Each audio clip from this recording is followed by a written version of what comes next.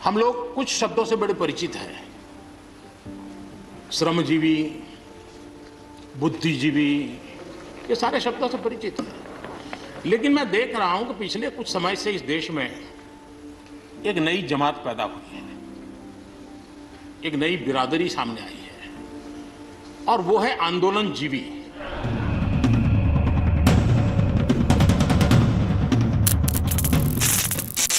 आज देश चला रहे लोगों के बारे में अगर मैं एक बात कहूं तो वो ये होगी कि वो इस पोजीशन पे आज इसलिए हैं क्योंकि जब वो स्टूडेंट थे तो उन्होंने भी प्रोटेस्ट किए थे। और अगर इसमें एक बात और जोड़ सकूं तो वो ये कि यही लोग नहीं चाहते कि आज की नौजवान पीढ़ी को ये बात पता चले। आंदोलनजीवी परजीवी, राज्यसभा में प्रधानमंत्री की इस व्याख्या को नजरअंदाज नहीं किया जा सकता है।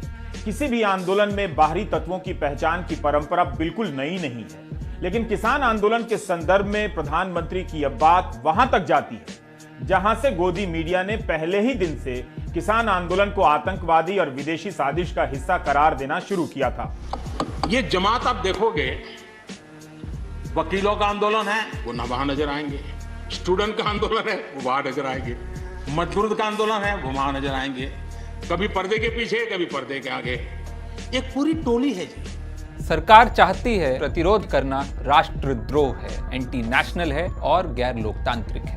हालांकि सच ये है कि भाजपा के कई बड़े वर्तमान नेता न सिर्फ इमरजेंसी के दौरान छात्र आंदोलनों का नेतृत्व कर रहे थे, बल्कि इमरजेंसी से पहले भी वो छात्र आंदोलन में सक्रिय थे, और उस स्तर तक जिसके बारे में आज का युवा सिर्फ सोच सकता है। बल्कि ये कहना गलत नहीं होगा कि हमारी आज की राष्ट्रीय राजनीति और भाजपा खुद सरकार विरोधी आंदोलनों का ही नतीजा है। प्रधानमंत्री के अनुसार वैचारिक स्टैंड लेना भी परजीवी होने के लक्षण हैं।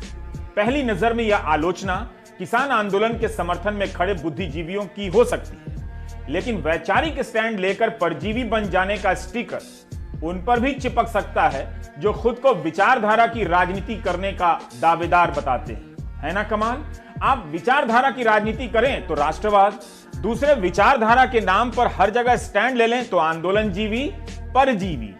देश आंदोलनजीवी लोगों से बचे, इसके लिए हम सबको, और ये उनकी ताकत है, उनका क्या है, खुद खड़ा नहीं कर सकते चीजें, किसी की चल रही तो जाके बैठ जाते हैं, वो अपना जो जितने दिन चले चल जाता है उनका।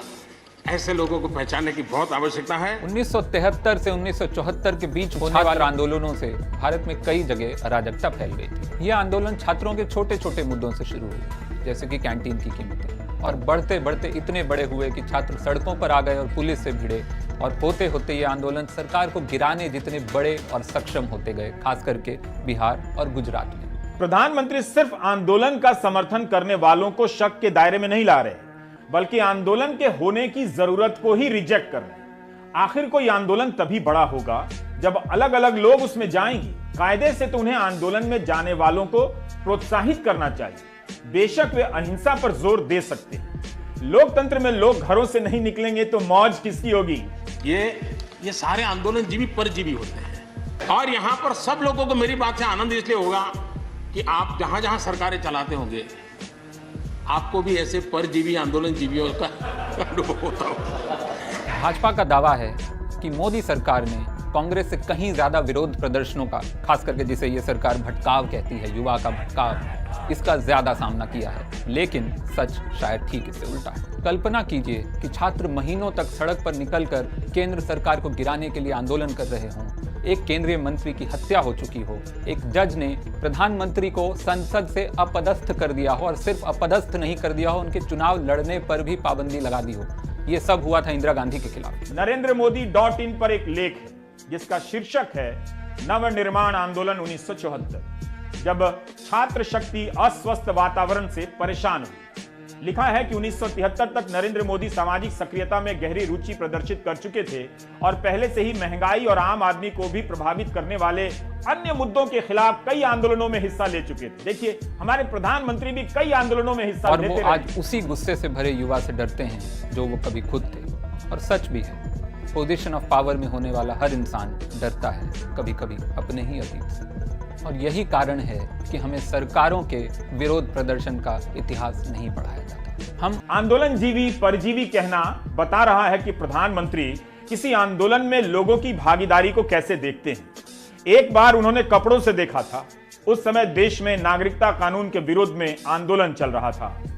भाइयों बहनों, ये जो आग लगा रहे हैं, टीवी पे उनके जो दृश्य आ रहे हैं, ये आग लगाने वाले कौन हैं, वो उनके कपड़ों से ही पता चल लेकिन जाता। विरोध हमेशा से होते रहे हैं और वो भी हमारे इतिहास का उतना ही अभिन्न हिस्सा हैं जितने वो युद्ध जो हमने अपने देश की रक्षा के लिए लड़े। लोकतंत्र में परजीवी वो होते हैं जो आंदोलन के रास्ते राजनीति में आते हैं और सत्ता में पहुंचकर आंदोलन के रास्तों को बंद कर देते हैं।